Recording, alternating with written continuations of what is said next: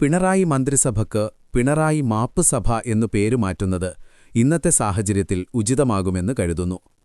24 മണിക്കൂറിനുള്ളിൽ 2 മാപ്പുകളാണ് സംസ്ഥാനത്ത് സംഭവിച്ചിരിക്കുന്നത്.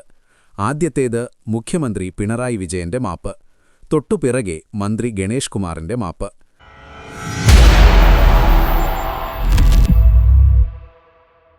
തെരഞ്ഞെടുപ്പ് പ്രഖ്യാപനം ഏതു നിമിഷവും ഉണ്ടാകാമെന്നിരിക്കെ ഈ 2 മാപ്പുകൾക്കും സവിശേഷതയുണ്ട്. മുഖ്യമന്ത്രി മാപ്പ് പറഞ്ഞത് നടൻ മമ്മൂട്ടിയോടാണ്, മന്ത്രിയുടേത് അയാളുടെ ഭാര്യയോടും. ഇതിൽ പിണറായി വിജയന്റെ മാപ്പ് അദ്ദേഹത്തിന്റെ അന്തസ്സ് വർദ്ധിപ്പിക്കുന്നതാണ്.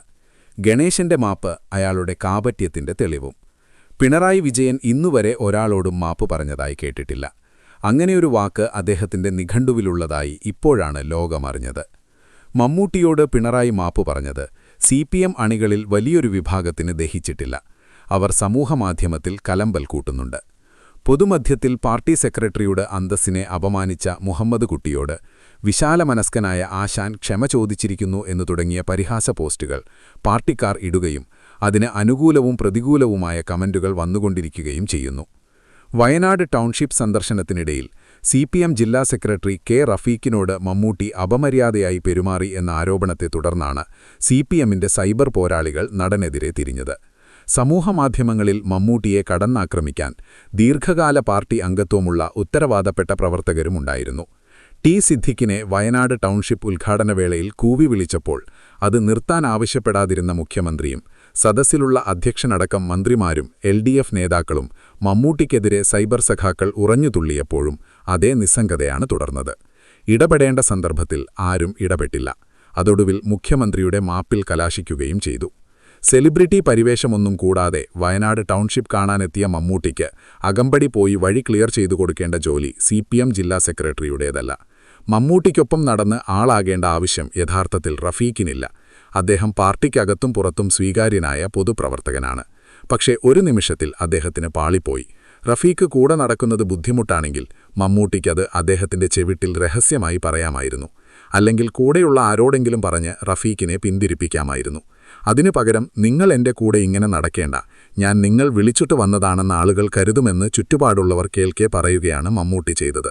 ക്യാമറകൾ ഈ സംസാരവും ദൃശ്യവും പിടിച്ചെടുത്ത് ചൂടോടെ പുറത്തുവിട്ടു. റഫീഖിന്റെ സൈക്കിളിൽ നിന്ന് വീഴുമ്പോഴുള്ള ചിരിയും പുറത്തുവന്നു. ഞാൻ നിങ്ങൾക്ക് അകമ്പടി വന്നതൊന്നുമല്ല എന്ന് വേണമെങ്കിൽ റഫീഖിന് തിരിച്ചടിക്കാമായിരുന്നു. അദ്ദേഹം പക്ഷേ അത് ചെയ്തില്ല. വിനയാൻവിതനായി പിൻവാങ്ങി. എന്നാൽ സൈബർ സഖാക്കൾക്ക് ഈ അവമതിപ്പ് സഹിക്കാനായില്ല. അവർ സമൂഹമാധ്യമത്തിൽ മമ്മൂട്ടിയെ അറഞ്ചം പുറഞ്ചം പ്രഹരിച്ചു. റഫീഖിനെ വിളിച്ചു മമ്മൂട്ടി സംസാരിക്കുകയും അക്കാര്യം റഫീഖ് ഫേസ്ബുക്കിൽ പോസ്റ്റ് ചെയ്യുകയും ചെയ്തിട്ടും സൈബർ പോരാളികൾ നിർത്തിയില്ല. കൈരളി ചാനൽ ചെയർമാൻ സ്ഥാനം രാജിവെക്കണമെന്നും മമ്മൂട്ടിയെ പുറത്താക്കണമെന്നുമൊക്കെ ആവശ്യമുയർന്നു. റേറ്റിംഗിൽ ഏറ്റവും താഴെയുള്ള കൈരളി ചാനലിന്റെ ചെയർമാൻ സ്ഥാനം. ഇത് കേട്ട് മമ്മൂട്ടി രാജിവെക്കാതിരുന്നത് CPMന്റെ ഭാഗ്യം. മമ്മൂട്ടിക്ക് CPMുമായുള്ള ബന്ധം അറിയാത്തവരൊന്നുമല്ല പാർട്ടി പ്രവർത്തകർ. അവരാണ് ഈ പണി ചെയ്തത്. മുഖ്യമന്ത്രി മമ്മൂട്ടിയോട് മാപ്പു പറഞ്ഞിട്ടും അവരടങ്ങിയില്ല. മുഖ്യമന്ത്രി മാപ്പു പറഞ്ഞ സ്ഥിതിക്ക് മമ്മൂട്ടി റഫീഖിനോട് പരസ്യമായി മാപ്പു പറയണമെന്നായി പുതിയ ഡിമാൻഡ്. ഒരു കാര്യം തീർച്ചയാണ്, CPM അഭിമുഖീകരിക്കുന്ന ഏറ്റവും വലിയ പ്രശ്നം വാളെടുത്തവനൊക്കെ വെളിച്ചപ്പാടാകുന്ന സൈബർ ലോകമാണ്. പാർട്ടിയുടെ സോഷ്യൽ മീഡിയ വിഭാഗത്തിനകത്തും പുറത്തും നിന്ന് സഖാക്കളോ അഭിനവ സഖാക്കളോ കാട്ടിക്കൂട്ടുന്നതിന്റെ തട്ടുകേട് മുഴുവൻ പാർട്ടിയാണ് നേരിടേണ്ടി വരിക. ഇനി രണ്ടാമത്തെ മാപ്പിനെക്കുറിച്ച് പറയാം. ഗണേഷ് കുമാറിന്റെ ഈ മാപ്പ് കാപട്യത്തിന്റേതാണ്.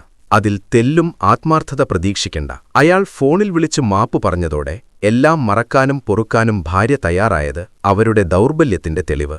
ഗണേശന്റെ കാര്യത്തിൽ ചരിത്രം ആവർത്തിച്ചിരിക്കുകയാണ്. ഉമ്മൻചാണ്ടി മന്ത്രിസഭയിൽ അംഗമായിരിക്കെ കാമുകിയുടെ ഭർത്താവ് അയാളെ വീട്ടിൽ കയറി വന്ന് ചവിട്ടിക്കൂട്ടിയതിനെക്കുറിച്ച് ആദ്യ ഭാര്യ ഡോക്ടർ യാമിനി പറഞ്ഞത് പബ്ലിക് ഡൊമെയ്നിൽ ലഭ്യമാണ്. ഗണേശനെക്കുറിച്ച് കൃത്യമായ അഭിപ്രായം അയാളുടെ പിതാവ് R ബാലകൃഷ്ണപിള്ള പരസ്യമായി പറഞ്ഞിട്ടുണ്ട്. ഗണേശനെ മന്ത്രിയാക്കരുതെന്ന് പിള്ള ഉപദേശിച്ചിട്ടും അത് ചെവിക്കൊള്ളാതെയാണ് ഉമ്മൻചാണ്ടി മന്ത്രിസഭയിലെടുത്തത്.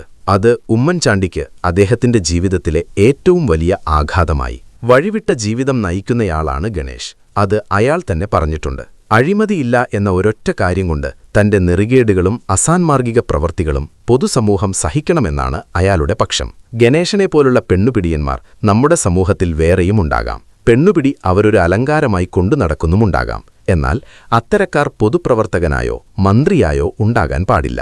ഗണേഷ് കുമാറിന്റെ സ്വഭാവവിശേഷങ്ങൾ കൃത്യമായി അറിവുള്ളയാളാണ് പിണറായി വിജയൻ. ഉമ്മൻചാണ്ടി മന്ത്രിസഭയുടെ കാലത്ത് ഗണേശനെ മന്ത്രിസഭയിൽ നിന്ന് പുറത്താക്കണമെന്നാവശ്യപ്പെട്ട് ഒട്ടേറെ സമരങ്ങൾ സംഘടിപ്പിച്ചിട്ടുണ്ട് ഇടതുമുന്നണി.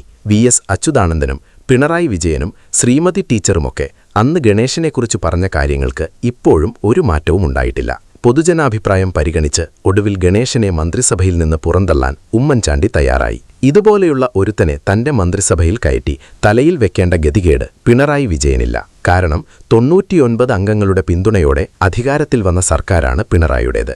എല്ലാം അറിഞ്ഞിട്ടും ഇതുപോലൊരു അറുവഷളനെ മന്ത്രിയാക്കിയതിന് പിണറായി ഒരിക്കൽ കൂടി മാപ്പ് പറയണം കേരള ജനതയോട്. ഗണേശന്റെ ഭാര്യ വീട്ടിൽ കയറി വന്നപ്പോൾ കണ്ടത് ഒരിക്കലും കാണാൻ പാടില്ലാത്ത കാഴ്ചയായിരുന്നെന്നും അതിന്റെ ചിത്രമെടുക്കാൻ ശ്രമിച്ചതിന് സ്റ്റാഫിനെ വിട്ടു തന്നെ കയ്യേറ്റം ചെയ്യാൻ ശ്രമിച്ചെന്നുമൊക്കെ ഭാര്യ ബിന്ദുമേനോൻ പറഞ്ഞിട്ടുണ്ട്. ബന്ധുവായ മുൻ DGPയും നിലവിൽ കൗൺസിലറുമായ R. ശ്രീലേഖയോട് സഹായം ആവശ്യപ്പെട്ടപ്പോൾ 112 വിളിക്കാനാണത്രേ അവർ പറഞ്ഞത്.